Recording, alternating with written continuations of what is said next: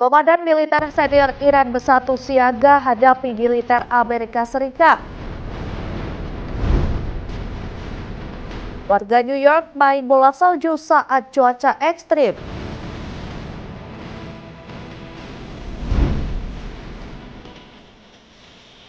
Jelajahi Portugal, negeri para pelaut.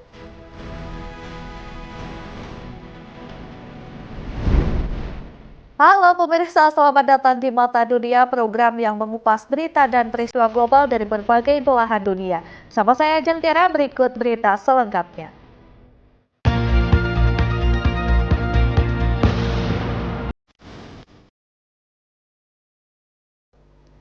Kita awali dengan informasi yang pertama, pemirsa. Para komandan militer senior Iran bersatu saat gencar ancaman Amerika Serikat. Mereka menegaskan penting persatuan di antara angkatan bersenjata dan menyatakan kesiapan mempertahankan negara hingga titik darah penghabisan di tengah ancaman potensi serangan militer Amerika Serikat. Para komandan militer senior Iran bersatu di tengah ancaman potensi serangan Amerika Serikat.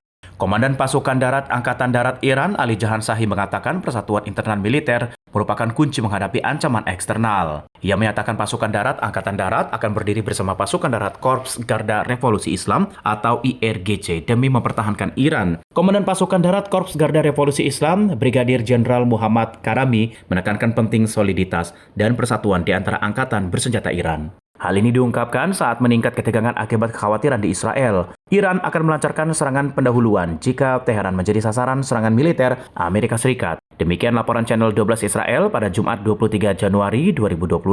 Dilaporkan Amerika Serikat terus meningkatkan kehadiran militernya di kawasan. Tekanan terhadap Iran dari Amerika Serikat dan Israel meningkat sejak akhir Desember 2025 ketika aksi protes merebak di berbagai wilayah membuat kondisi ekonomi dan kehidupan masyarakat memburuk. Di sisi lain, Israel dilaporkan berada dalam situasi siaga maksimum. Otoritas Israel meningkatkan kesiagaan militer di sejumlah wilayah strategis, termasuk pertahanan udara dan mobilisasi pasukan cadangan. Al Jazeera melaporkan, ketegangan ini memicu kekhawatiran global akan meluas konflik di Timur Tengah melibatkan kekuatan besar dunia. Perserikatan Bangsa-Bangsa dan sejumlah negara menyerukan agar semua pihak menahan diri dan mengutamakan upaya diplomasi demi mencegah eskalasi perang terbuka. Informasi selanjutnya, ledakan dan kebakaran besar mengguncang pabrik biskuit Violanta di Trikala, Yunani. Insiden ini menyebabkan kekacauan dan kerusakan parah di seluruh area pabrik. Akibat kebakaran, 3 pekerja tewas, 2 hilang dan sejumlah orang terluka, termasuk seorang pemadam kebakaran. Ledakan dan kebakaran besar mengguncang pabrik biskuit Violanta di Trikala, Yunani, Senin 26 Januari 2026. Peristiwa ini terjadi saat pekerja menjalani shift malam. Dilaporkan 3 tewas, 2 hilang dan 13 pekerja terjebak. Petugas darurat dengan cepat diterjunkan menangani api dan evakuasi. Tim pemadam kebakaran dikerahkan ke tempat kejadian. Sedikitnya 40 petugas damkar dan beberapa kendaraan pemadam berhasil menguasai api. Kebakaran menghancurkan sebagian besar fasilitas. Proses evakuasi dan penyelamatan terhalang puing reruntuhan dan api masih menyala. Sejumlah pekerja meninggal dunia dan terluka. Korban luka dirawat di rumah sakit Trikala termasuk 1 pemadam kebakaran. Seiring waktu, kondisi korban makin stabil. Penyidik dari Direktorat Kejahatan menyelidiki dan mengumpulkan bukti untuk mengetahui penyebab kebakaran. Dugaan awal, nyala api berasal dari kebocoran gas dekat oven produksi. Pabrik sementara ditutup untuk keperluan penyelidikan. Perusahaan Violanta yang memiliki jaringan distribusi nasional untuk produk-produk biskuit dan bar sereal menyatakan bela sungkawa dan berjanji akan membantu penyidik serta keluarga korban dalam masa sulit ini. Pemirsa, ribuan orang dievakuasi dari kota Niscemi di Sisilia, Italia usai longsor besar akibat curah hujan lebat dari badai Cyclone Harry. Situasi ini diperkirakan semakin kritis. Pemerintah Italia mengumumkan status darurat di wilayah selatan dilanda bencana. Tanah longsor besar terjadi di Sicilia, Italia pada Minggu 25 Januari 2026 akibat tebing sepanjang 4 km retak dan amblas. Tanah longsor menerjang rumah-rumah berada di ambang tepian di kota Niscemi di Sicilia, Italia. Kondisi tanah masih terus menurun imbas dari hujan deras dalam beberapa hari terakhir. Wali kota Niscemi, Massimiliano Conti, menyatakan situasi sangat berbahaya dan memperingatkan akan ada tanah longsor susulan. Lebih dari 1.000 warga dipindahkan dari daerah terdampak mengikuti arahan otoritas setempat. Civil Protection atau perlindungan menyarankan evakuasi semua penduduk dalam radius 4 km di sekitar titik longsor. Meski kerusakan parah terjadi, pemerintah menegaskan belum ada kasus kematian atau cedera serius yang dilaporkan. Infrastruktur pelayanan seperti jalan dan saluran nasional terputus dengan tanah menutupi sebagian jalan menuju pusat kota. Beberapa sekolah di Niscemi ditutup sampai kondisi dipastikan aman. Petugas keselamatan, polisi, dan pemadam kebakaran bersinergi menilai langkah selanjutnya. Badai siklon Harry melanda Sicilia, Calabria, dan Sardinia menyebabkan dampak luas dengan hujan deras, angin kencang, dan gelora laut yang parah. Total biaya kerusakan diperkirakan melebihi 1 miliar euro, di mana Sicilia terkena baik sekira 740 juta euro, dan angka ini bisa berkembang lebih besar setelah penilaian lebih lanjut. Menyikapi bencana ini, pemerintah Italia mengumumkan status darurat nasional bagi wilayah selatan yang terdampak dengan dana awal untuk perbaikan infrastruktur dan bantuan darurat. Dalam proses rehabilitasi, otoritas menyusun rencana peningkatan sistem pertahanan darat dan sistem peringatan dini agar kejadian serupa tak terjadi lagi. Sementara itu, badai salju melumpuhkan aktivitas transportasi di Hokkaido, Jepang Utara. Puluhan penerbangan di Bandara Nishi-Tose, Jepang dibatalkan. Ratusan perjalanan kereta api ditunda. Hujan salju lebat melanda wilayah Hokkaido, Jepang Utara mengakibatkan sedikitnya 7.000 orang terpaksa menginap di terminal bandara New Chitose karena 56 penerbangan dibatalkan pada Minggu 25 Januari 2026. Ribuan penumpang tidak bisa melanjutkan perjalanan. Kejadian ini menyebabkan kerusuhan dan keterlambatan perjalanan di salah satu bandara tersibuk di wilayah tersebut. Menurut pernyataan operator Bandara Hokkaido Airport Co., curah salju di Sapporo mencapai 54 cm dalam 24 jam, angka tertinggi sepanjang catatan selama Januari 2026. Kondisi ini membuat visibilitas buruk dan kondisi landasan tidak aman untuk operasional pesawat. Laporan operator Hokkaido menyatakan selain pembatalan penerbangan, layanan kereta api lebih dari 500 perjalanan dibatalkan, termasuk yang menghubungkan bandara dengan Sapporo, Asahikawa, dan Hakodate. Keadaan ini memengaruhi perjalanan hampir 130.000 penumpang. Beberapa maskapai, termasuk JAL Group, mengumumkan penyusunan ulang layanan dan penyusunan standby penerbangan akibat pembatalan. Pelayanan standby dan pemutakhiran tanggal keberangkatan untuk seluruh penerbangan domestik di bandara ditangguhkan. Para penumpang terdampak melaporkan kerusuhan dan kesulitan mengakses transportasi darat atau akomodasi, karena layanan taksi dan bus sedikit beroperasi, serta kereta api yang masih tertunda membuat banyak orang terpaksa menanti hingga cuaca membaik atau jadwal pesawat dipulihkan. Warga New York, Amerika Serikat main bola salju di cuaca ekstrim. Informasi selengkapnya usai jeda, tetap saksikan Mata Dunia.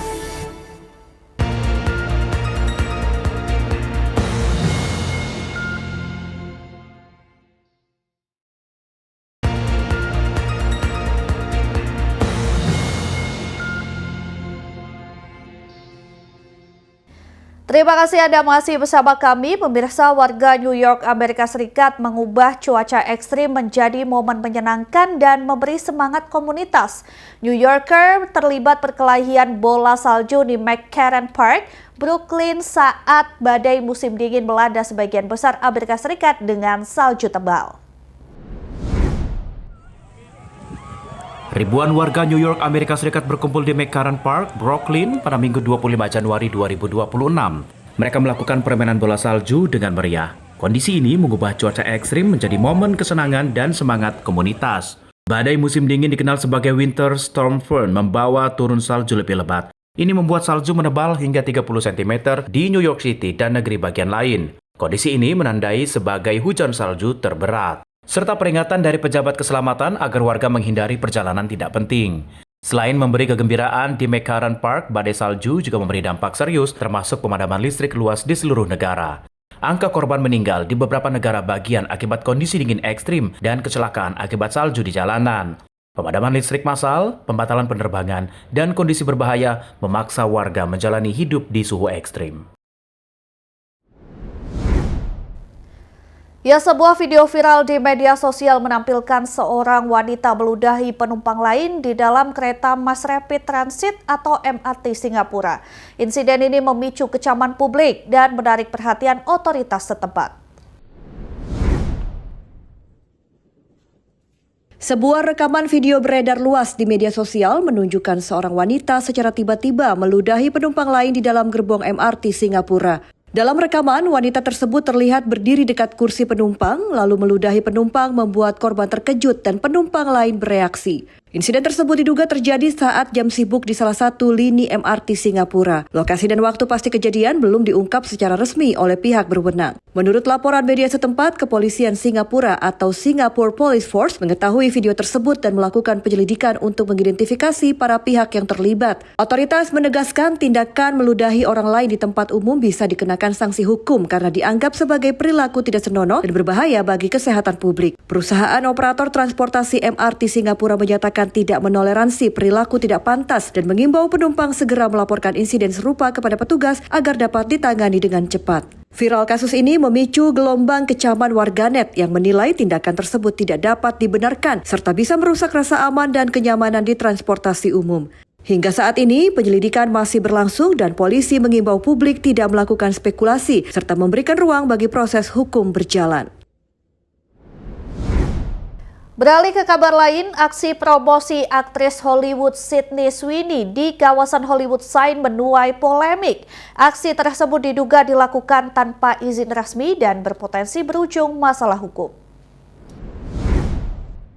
Dalam video yang beredar di media sosial, Sydney Sweeney terlihat bersama tim produksi melakukan pengambilan gambar pada malam hari. Aksi ini diduga merupakan bagian dari kampanye promosi produk fashion. Produksi tersebut diduga menggunakan area Hollywood Sign, ikon kota Los Angeles yang dilindungi secara hukum. Sejumlah properti promosi terlihat terpasang di huruf-huruf besar Hollywood Sign. Aksi ini langsung menuai sorotan. Mengutip laporan TMZ pada Selasa 27 Januari 2026, Hollywood Chamber of Commerce menegaskan tidak ada izin atau lisensi resmi diberikan untuk kegiatan komersial tersebut. Pihak Chamber menyebut setiap penggunaan Hollywood Sign untuk kepentingan komersial wajib mengantongi persetujuan resmi. Hingga Senin sore 26 Januari 2026 waktu setempat, Kepolisian Los Angeles atau LAPD mengonfirmasi belum ada laporan polisi yang masuk. Sementara itu, properti promosi telah diturunkan dan pihak Chamber masih melakukan penelusuran.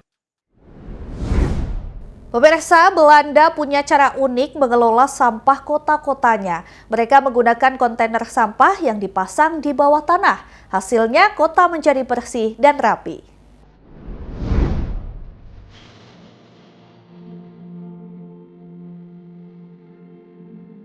Belanda memiliki cara mengolah sampah menjadikan kota bersih dari sampah. Dinamakan sistem pengelolaan sampah bawah tanah.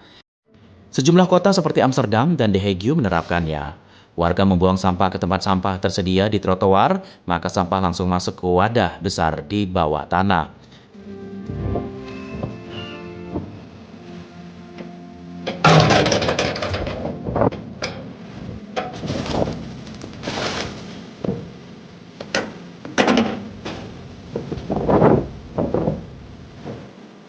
Sistem ini membuat kota tampak lebih rapi karena tempat sampah tidak terlihat menumpuk di atas permukaan. Warga merasa lebih nyaman saat beraktivitas di lingkungan perkotaan. Selain itu, pengelolaan sampah bawah tanah ini juga mengurangi frekuensi pengangkutan sampah. Hal ini berdampak pada penurunan emisi dan kemacetan. Biasanya disebabkan truk sampah. Sistem inovatif ini menjadi contoh bagi banyak negara menciptakan kota lebih maju, efisien, dan ramah lingkungan.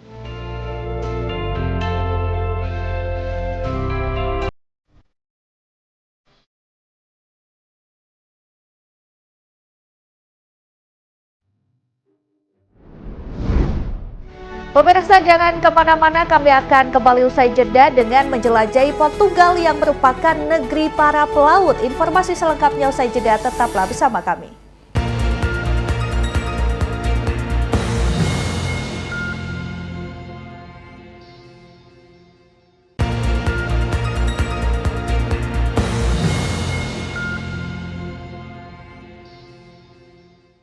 Ya, Anda kembali menyaksikan Mata Dunia. Pemirsa, Portugal merupakan negeri para pelaut, penjelajah dan pelopor jalur samudera yang terletak di ujung barat Eropa. Portugal menawarkan kisah tentang pertemuan sejarah, budaya dan keindahan alam Atlantik. Seperti apa keunikan Portugal? Berikut tayangannya untuk Anda. Selamat datang di Portugal. Terletak di Eropa Barat Daya, berbatasan langsung dengan Spanyol di timur dan utara, serta Samudra Atlantik di sisi barat dan selatan. Letak geografis inilah membentuk karakter Portugal sebagai bangsa maritim. Selama berabad-abad, laut bukan sekedar batas wilayah, melainkan jalan menuju dunia. Dari pelabuhan-pelabuhan Portugal, lahir era penjelajahan global yang menghubungkan Eropa, Afrika, Asia, hingga Amerika. Portugal dikenal sebagai negara Uni Eropa dengan ekonomi stabil, mengandalkan pariwisata, industri kreatif, energi terbarukan, serta teknologi digital.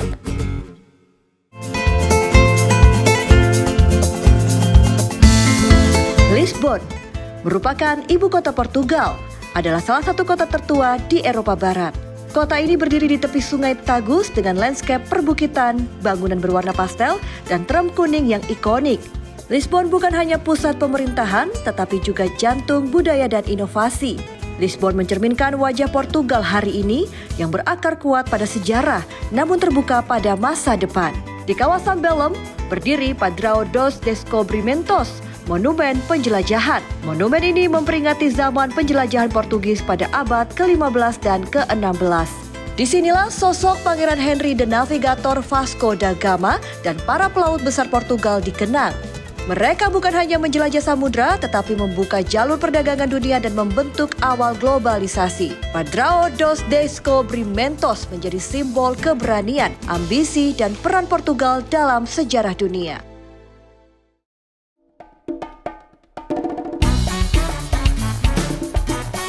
Porto merupakan kota terbesar kedua Portugal. Berbeda dengan Lisbon yang kosmopolitan, Porto menawarkan kehidupan yang lebih tenang dan tradisional. Kota ini terkenal dengan anggur port, kawasan tua Ribeira yang menjadi warisan dunia UNESCO, serta masyarakatnya yang dikenal ramah dan bersahaja. Bagi banyak penduduk dan pendatang, Porto adalah kota dengan kualitas hidup tinggi, biaya hidup relatif lebih rendah, budaya kuat, dan keseimbangan antara kerja dan kehidupan pribadi.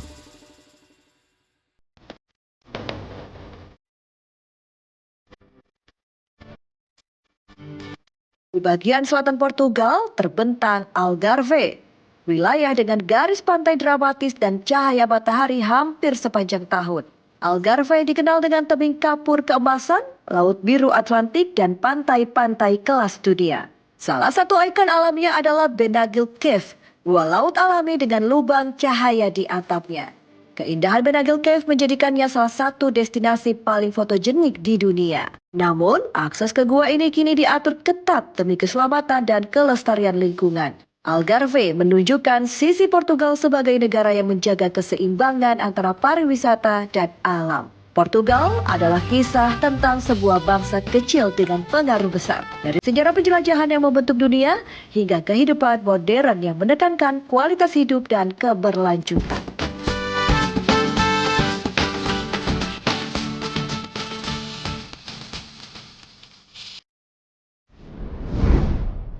Ya, dari Portugal kita beralih ke California yang merupakan salah satu negara bagian dengan populasi warga keturunan Arab terbesar di Amerika Serikat. Menurut data Biro Sensus Amerika Serikat 2017, populasinya meningkat 42% selama tahun 2000 hingga 2016. Pertumbuhan serta potensi ekonomi dan politik di California Selatan terlihat dalam Little Arabia atau Kampung Arab yang diresmikan di Anaheim akhir tahun 2022.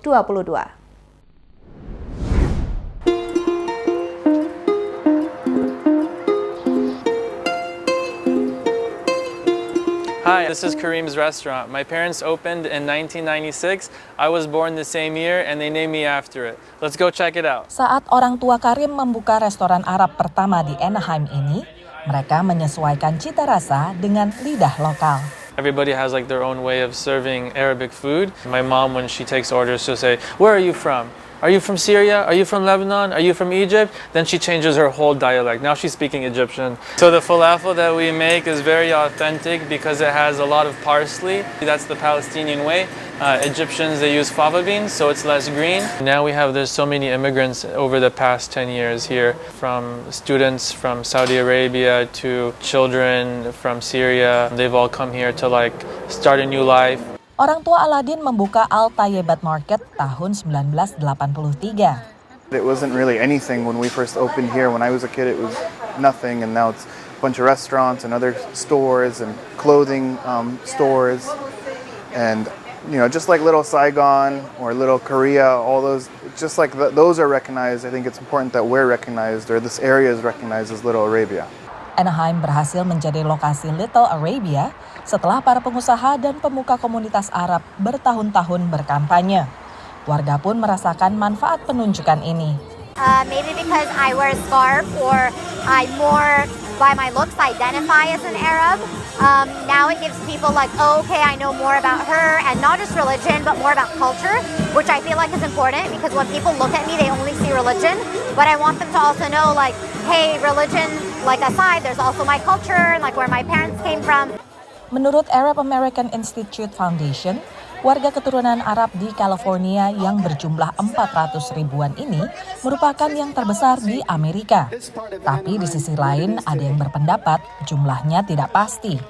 The estimate is in Orange County, it's close to 90,000, but we don't have accurate number. And the reason why we don't have accurate numbers is because in the census, we are counted under white, and that needs to change.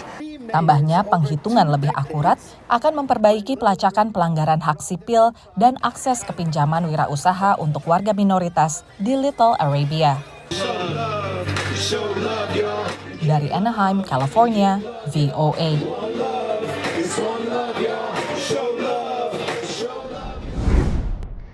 Pemirsa, demikian Mata Dunia kali ini. Terus saksikan berita Nasional TV. Saya Jeng Tira beserta kru yang bertugas pamit undur diri. Terima kasih dan sampai jumpa.